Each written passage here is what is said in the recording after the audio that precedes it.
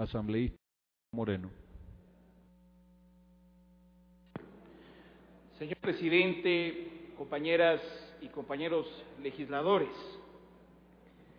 la Constitución de la República prioriza hoy en día ya no a las vulnerabilidades, sino más bien establece como atención prioritaria, como política pública, todo aquello que tiene que ver con los niños, con los jóvenes, adolescentes, adultos mayores, mujeres, ciudadanos, seres humanos en general. Por ello que es pertinente que hoy estemos debatiendo y discutiendo una ley que canalice, que mejore las condiciones de vida de este sector que es muy importante para el país. Hablo concretamente de este sector con el cual hemos tenido un acercamiento permanente y por ello hago hincapié en aquello, porque precisamente el Pleno de la Asamblea Nacional está reconociendo que precisamente la política pública en lo que es la prioridad, en lo que es las discapacidades, los adultos mayores, en lo que es fundamentalmente el atenderle al ser humano, es reconocido en el Pleno de la Asamblea Nacional. Eso es lo que estamos viviendo los ecuatorianos, desde una verdadera reestructuración, desde verdaderamente un cambio que lo viven los ecuatorianos. Por lo tanto, nosotros creemos que esta revolución ciudadana no será completa si no tiene un articulado coherente y efectivo. Yo quiero, señor presidente, referirme a la socialización que se desarrolló en la provincia de Loja en torno a este tema, con la vicepresidencia de la República, con la vicepresidencia de la Asamblea Nacional, con el Ministerio de Inclusión Económica y Social y con la Asamblea Nacional, donde participaron alrededor de 300 ciudadanos, de 300 seres humanos preocupados precisamente en torno a este tema. Y por ello quiero que me permita, señor presidente, dar lectura a algunas observaciones planteadas por este sector que me parece que son muy importantes recogerlas, aparte de las que se han recogido en el transcurso de estos meses en cada una de las provincias y particularmente en la provincia de Loja, donde existen serios sectores afectados o serios sectores que están reconocidos básicamente en los cantones de Espíndola, de Calvas, Chaguarpamba, que son sectores que realmente son vulnerables, son sectores bastante sentidos en el tema de las discapacidades. Me refiero al artículo 13, señor presidente y compañeras y compañeros legisladores. Es vital incluir en los programas de salud lo concerniente a la prevención en genética, pues estamos dando soluciones de élite al detectar problemas genéticos que den alerta sobre alguna discapacidad. Con ello se tomarán medidas cautelares sobre riesgos en los padres que puedan procrear hijos con discapacidades. Asimismo, es importante lo establecido en el artículo 14, cuando es el Estado quien garantiza los medicamentos en forma gratuita para las personas con discapacidad, pues existen familias que invierten grandes recursos económicos en la atención de los medicamentos, incluso en los casos críticos no han podido ser atendidos con las medicinas necesarias que han llevado a agravar la discapacidad o incluso a lamentar pérdidas de vidas humanas, y por ello jamás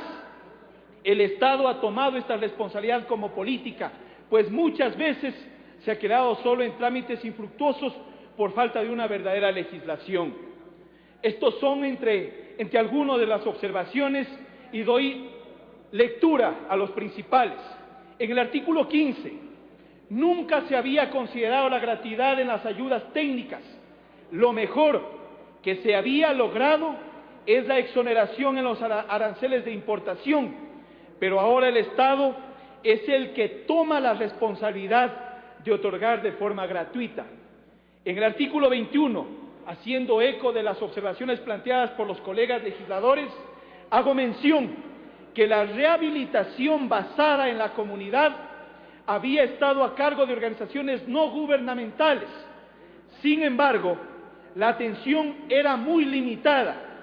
puesto que se le hacía solamente basada en una rehabilitación de tipo cultural, académica o, en los mejores casos, con miras a una introducción a la inserción laboral, pero se lo hacía con cortos tiempos o con cortos periodos y con escasa cobertura. Al ser en la actualidad una política de Estado, se garantiza que sea permanente y con una cobertura total. Se establece entonces que sea el Ministerio de Salud que tome a cargo este proceso. Con ello, el Estado se compromete a brindar rehabilitación total en lo que tiene que ver a lo psicológico o aquellas prácticas psíquicas, terapias de lenguaje, terapias físicas. Mientras tanto, le da la responsabilidad al Ministerio de Educación la parte de la rehabilitación educativa, académica, y al Ministerio de Relaciones Laborales lo concerniente a la inclusión laboral. Con ello se está demostrando, señor presidente y colegas asambleístas, una verdadera organización y una atención prioritaria e integral. Y asimismo, en el artículo 23, es realmente importante que quede establecido el derecho a la educación, tanto de tipo especializada como inclusiva, en donde se han tomado en cuenta las diferencias individuales y características de cada una de las discapacidades, al disponerse que en la educación especializada se incluya las discapacidades de tipo intelectual y sensorial. Se debe recalcar que, además de la formación cultural, actitudes, se debe agregar también la formación académica que se le ha omitido por error involuntario. Y en el artículo 26, señor presidente, se debe incluir que no se podrá realizar la inclusión educativa mientras no se garantice el funcionamiento del equipo multidisciplinario, esto es con la finalidad de que el estudiante con discapacidad vaya preparando en lo que tiene que ver con las áreas específicas de su discapacidad, como por ejemplo la lectura y escritura braille, la orientación y movilidad, el lenguaje de señas. Además, se debe garantizar las ayudas técnicas pedagógicas para esta inclusión. Y finalmente, señor presidente,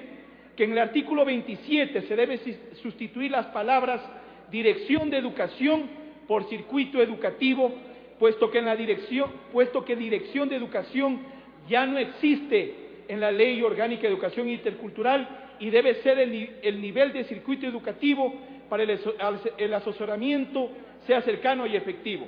Y asimismo, señor presidente, está planteando como una preocupación general y sobre todo de la provincia de Loja, en este momento se está planteando generar espacios laborales, y uno de aquellos tiene que ver con el tema de transporte. La compañía Disca Taxi de la ciudad de Loja viene impulsando toda una serie de sacrificios y esfuerzos para ser reconocida en la Agencia Nacional de Tránsito. Y asimismo, en los municipios, cuando se habla de las competencias, debe tomarse muy en cuenta de que este sector es un sector especial, es un sector que debe ser atendido seriamente. Por lo tanto, hago hincapié en aquello y hago un llamado de atención a considerar, sobre todo en las competencias de los municipios, aquellos esfuerzos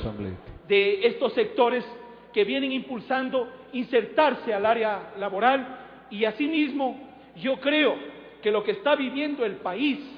desde la vicepresidencia de la República es un proceso de cambio radical estructural, un proceso revolucionario que permite que este sector, que antes era excluido, hoy en día sea un sector privilegiado y que vaya impulsando a través de este articulado verdaderos y efectivos cimientos para los cambios que, sobre todo en el tema discapacidad, no han existido. Muchas gracias, señor presidente.